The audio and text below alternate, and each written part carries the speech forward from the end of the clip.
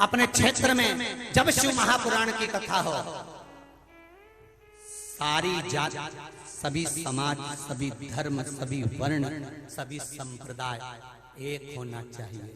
निंदा नहीं, बुराई नहीं, हमारे शिव की ओर अग्रसर होकर सनातन धर्म की पहल सम्मुख में लाकर छोड़ना चाहिए। एक होकर जीवन का वो आनंद कहीं नहीं मिल सकता।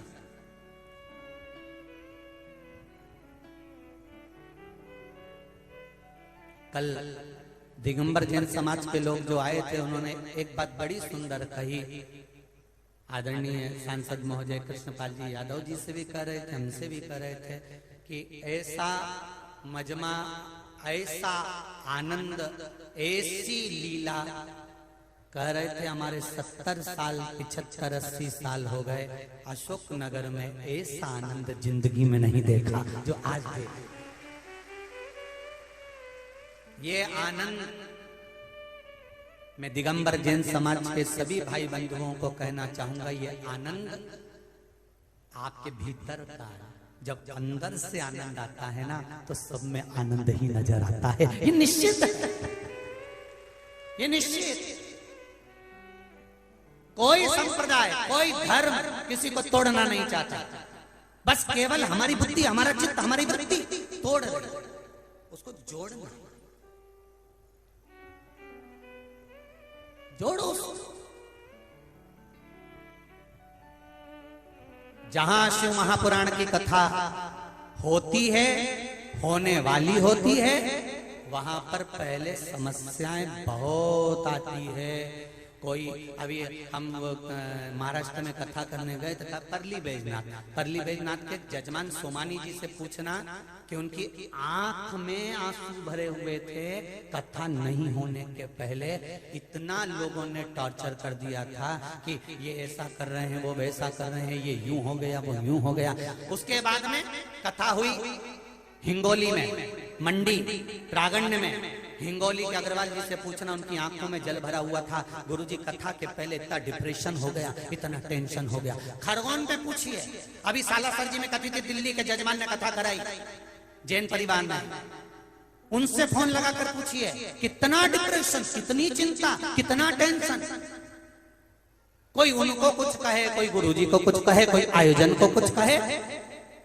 यहां भी कथा हुई तो हो सकता है प्रारंभ में तकलीफें और आई, ऐसा नहीं है। हमारे सीओर तक सूचना पहुंच गई थी कि गुरुजी आपकी कुछ वीडियो चल रही हैं, कहीं किसी का कुछ चल रहा है, कहीं किसी का कुछ चल रहा है। हमने एक ही बात हमारे कार्यकर्ताओं को कही, आप चिंता मत करिए, एक बार मेरे देवाधिदेव महादेव जहां बैठ जाते हैं, मन का जो मोटाव है सब समाप्त हो जाता है और सब आनंद हो जाता है। और अभी ये कथा समापन होगी, मंदसौर में चालू हो जाएगी, और मंदसौर में भी क्रम कहीं ना कहीं कुछ ना कुछ, जब तक कथा चालू नहीं होगी तब तक विधर्मी कहीं ना कहीं भले कुछ रूप में आग लगाएंगे, पर आग लगाकर सनातन धर्म को तोड़ेंगे कि जुड़ ना जाए, इकट्ठे ना हो जाए। सारी माताएं, सारे पुरुष, सारे बच्चे, सारी नवयुवक बेटा बेटी एक जगह पर ना आ जाए। इसलिए विधर्मी लगे कि इनको तोड़ा जाए, नवयुवक बेटियों को तोड़ा जाए, नवयुवक बेटों को तोड़ा जाए।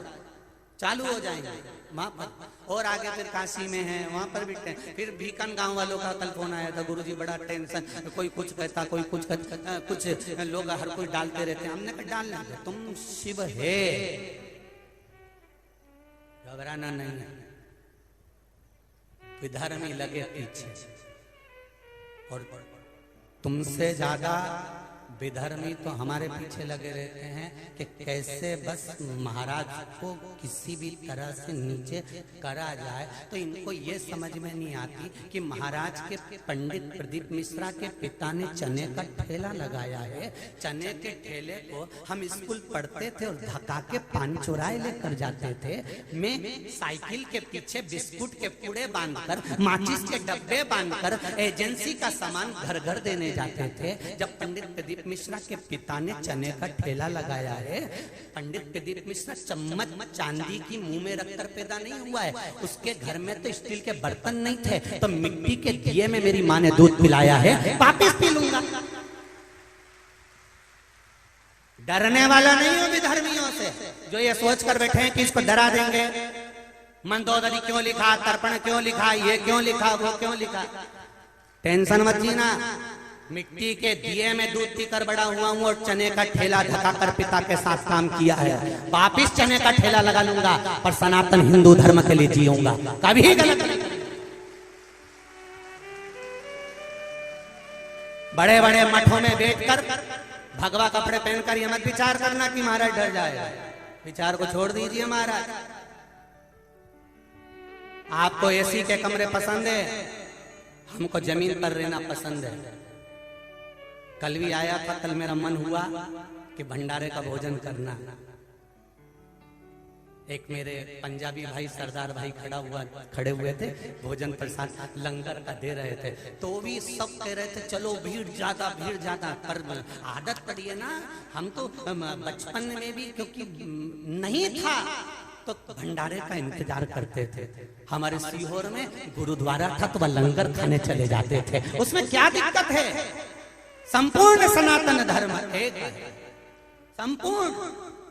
वहां भोजन करने चले जाते थे, नहीं माना, सब गाड़ी में बिठाने लगे, फिर भी नहीं माना तो चले गए अंदर। हमारे ये सरदार भाई थे, उनसे हमने थोड़ा सा चावल दाल मांगा, खाते खाते गाड़ी में बैठ गए। ये आनंद कहाँ मिलेगा साहब, कहाँ मिलेगा।